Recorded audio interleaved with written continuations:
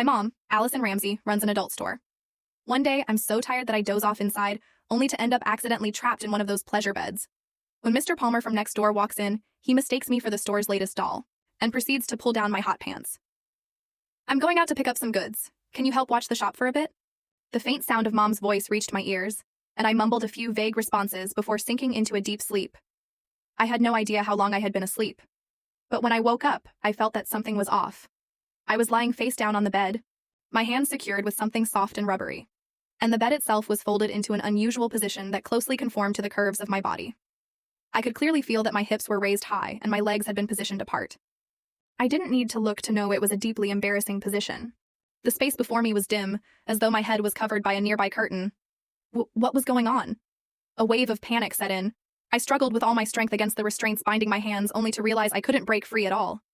It finally dawned on me that my family ran a novelty shop, and this must be the new massage bed we'd recently ordered. The bed was equipped with mechanisms that could only be unlocked through external settings once triggered. I had been completely exhausted earlier, so I just crashed on a random bed in the storeroom, without even noticing it was the latest model of massage bed. I would usually sleep on my stomach and move around in my sleep, so I must have accidentally triggered the mechanism while dozing off. And now, this single bed had locked my hands in place. The bed split into two below my waist, lifting my lower abdomen and hips, and leaving my hips raised high. It was as if I was positioned awkwardly.